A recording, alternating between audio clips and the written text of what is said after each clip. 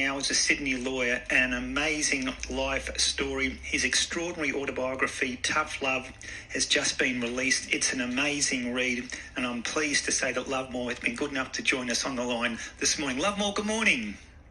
Good morning, and thanks for having me on the show. Now, it's our honour and privilege to have you on the show, Lovemore. And Lovemore, can I start off by saying, how do we put this into context? You know, Lovemore, you're a three-time world champion. As I mentioned, you've got 6 university degrees. You're now a successful lawyer in Sydney. I think you specialise in family law and criminal law. So if I'm wrong, Lovemore, please correct me with that one. But Lovemore, no, that's correct. Okay, yeah. Right. Okay. What has driven you to be such a high achiever? I think, my upbringing, I come from a very poor family, and, I did it really tough when I was growing up. And when I say poor, I mean there were times where we would go to bed without a meal. I had to walk to school bare feet. And in fact, like you already mentioned, I started school very late. And when I started school, I already had a job. I had to, go clean up some other people's houses and gardens so I can pay for my school fees and, my school uniform. But I will also say, also growing up in South Africa, which at the time, was torn apart by racial discrimination. And as black men, I was treated as a subspecies, or a savage. And, I think that's one of the things that really motivated me to be where I am today. Lovemore, obviously it was such a sad upbringing, given you were virtually in poverty, I guess you could say. I mean, how much did that steel you to want to get out of that environment and really make something of your life? I wanted to get out, and I knew through sports, I could use sports as a ticket, out of poverty. Some of you probably know, I started, by playing soccer, but that was good. But I always had, some anger issues when I was young, and that didn't help. So I ended up in boxing, and boxing in a way disciplined me and changed me as a person, and I became the person I am today, so calm. It's extraordinary. Lovemore, in your book, Tough Love, you talk about some of the difficulties you faced in your childhood, and one of those extraordinary things that happened to you had to swim in a crocodile-infested river to catch fish for your family. Thankfully, the crocodiles didn't got the better of you, Lovemore, but how did you do that? How did you manage that? Look, it was a way of surviving, like I said, I come from a very poor family, but also, I come from a family of, there were 7 of us, and I was the firstborn, boy in the family. And, that comes with a lot of responsibilities. And one of those, was going fishing. So I was expected to go, set up some, fishing nets, every morning and every evening. So, we can make a living, and I always tell people, the funny thing about it is, my tribe, they always tell you, they used to tell us, look, if you don't do it wrong by others, the crocodile won't touch you. It's only if you've done wrong by the people, the crocodiles, who attack you. When I look at it today, I'm grateful, I didn't end up being, the crocodile's dinner or breakfast. Hey, Dean, I reckon you and I have your chance getting across the other side. I don't like to look at crocodiles on television. Now, Lovemore, you enter boxing as a way out of poverty. You were highly successful in your amateur career, 68 fights for 66 wins. You were 4 times South African champion. But you weren't able to fight internationally due to apartheid. Yeah, look, as an amateur, I couldn't fight, and I couldn't compete in the Olympics because of apartheid. South Africa was banned from international competition. But by the time South Africa was allowed back into the Olympics, I'd already turned professional. So once you turn professional, you can't compete in the Olympics. But even after I turned, professional, it was really hard, as a black fighter, during that, apartheid system, to be offered that opportunity to excel as a fighter. I was actually better than a lot of, my teammates, who were white fighters, and they were getting opportunities while I was just sitting there and waiting. And, eventually I decided, I really needed to move out of the country. and chase my opportunity. See if I can get that opportunity somewhere. It's just hard to fathom that sort of life, but you've done extraordinary things. Lovemore rose above that, and indeed, once you turn professional, 64 professional fights, 49 wins, 13 losses, but never ever knocked out. So, who was your toughest opponent, Lovemore? Look, I get asked that question all the time. It's really hard to pick one fight, one fight and say this was my toughest fight. Because everybody brings in a different style, and everybody's coming to try and knock your head off. Every time you step into the ring, you're pretty much risking with your life. It's a great sport, but it's brutal. But to pick one fight and say, this was my toughest fight, it's really hard for me. I've been in with some of the great fighters, including Canelo, Miguel Cotto. So it's hard for me to pick one. Lovemore, you tell some colourful stories in your book, particularly about the politics, the sort of legendary, notorious politics in boxing. No such thing, Dino. About politics in boxing. Just give us an insight into what you've encountered. Look, I've already mentioned about what happened to me in South Africa, where I felt I was being sidelined. But even after I came to Australia, I was, at some stage I was sidelined, by the promoter that I worked with. At one stage I was sitting number 2 in the world, number 2 at WBC, but I was just sitting there and the title was changing hands, but I wasn't getting a shot at the title. Eventually I found out that the promoter had a deal, with Fox Sports, where for as long as he had me and Shannon Taylor, he would continue getting paid every month.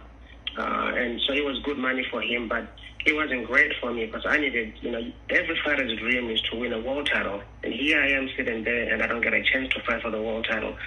And then eventually I had a fallout with the promoter, and I was, due to some contract issues in relation to the contract. So I didn't fight for 14 months. And during that period, I lost my ranking. Coming from number 2, I was ranked nowhere in the world, and then I had to start all over again. But I didn't give up, and I went on to win 3 world titles. So which pretty much shows that if you got your mind right, set your mindset at something, and you pursue it, no matter the hurdles you have to overcome, you will make your dream come true.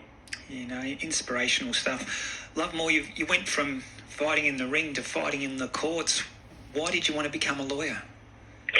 A lot of things happened in my life, and I think one of the issues was probably, one of the things that really motivated me, was the experience that I had, with the South African police growing up.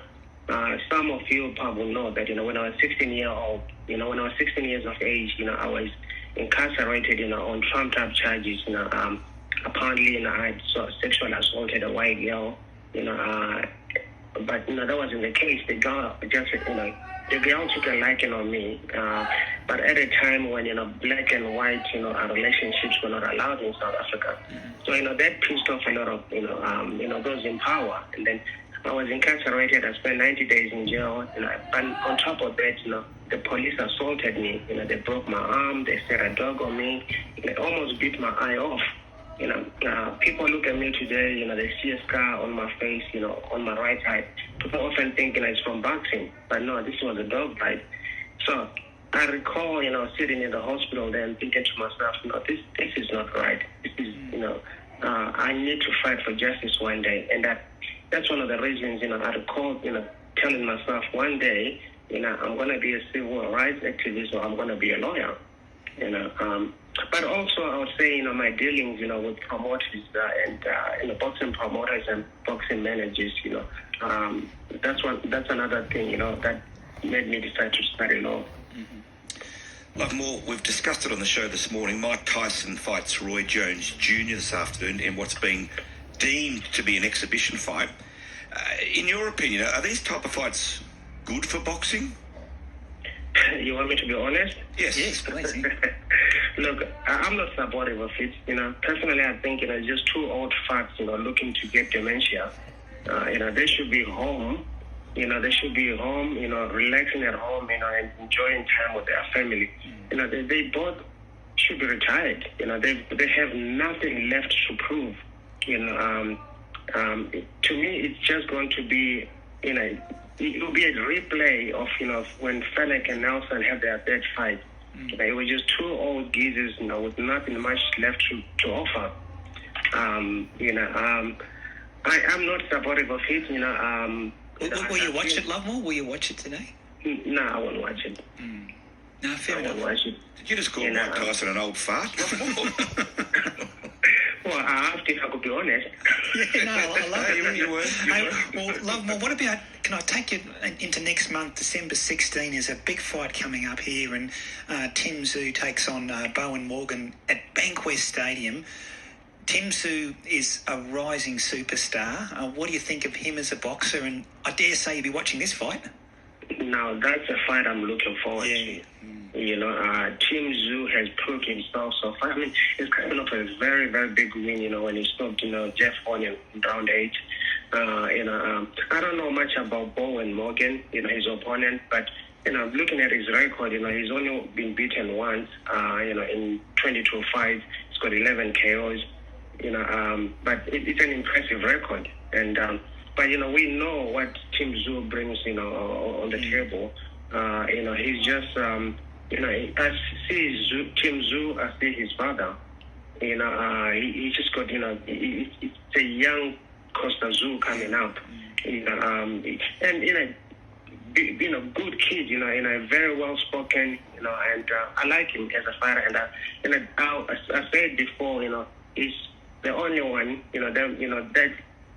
that currently is the only one that, I'll get up or watch a fight. Usually I don't go to fights, but for Tim Tszyu, I'm always there. That says a lot. Lovemore, in South Africa, the locals are continuing to claim you as their own, even though you've been in Australia for 25 years. And you've even been touted as a future president over there. What does the future hold for Lovemore to do? Do you see yourself ever entering politics? Look, it's something that I'm definitely going to do. I will go back to South Africa and go into politics. I'm not happy with the current situation in South Africa. Corruption, it's gone up the roof. It's just really bad. Those in power are so corrupt. They're just so open about it. To an extent that one should, would think they should just appoint, a minister of corruption. That needs to be changed. Up until corruption stops, the crime rate in South Africa won't stop. And I always tell people, South Africa has been a democratic state, since 1994. It's been 26 years. In that 26 years, we still, have, people using, the bucket sanitation system. We still have people, living in shacks. We still have children going to bed, in an empty stomach. Women are raped every day. Domestic violence, is a daily occurrence. That needs to stop. And the only way to stop this is, we need great leaders. We need people, leaders who are there, for the right thing, but not just, for their own self-enrichment. I'm very outspoken in South Africa, so I'm not surprised. South Africans want me back and try and get into politics and see if I can bring some changes. Well, Lovemore, if your life story is any indication of what you can do, then you might be a beacon of light for South Africa in years to come. But let's hope you stay here in Australia for a few more years, because you've made an extraordinary contribution, not only in the sporting world, but now in the legal world. And I'm sure many of our listeners have loved listening to your life story today. It's been absolutely inspirational, Lovemore. Thank you. Look, I'm very grateful, of the opportunities that, Australia has given me, given me all those opportunities that my own country of birth, won't give me. Today, I give back to the community. In particular, I do a lot of pro bono work, for Indigenous people. For me, that's a way of saying thank you to Australia. Terrific. And Lovemore, thank you for joining us on a Sunday morning. You've been our legend of the game today. Thank you.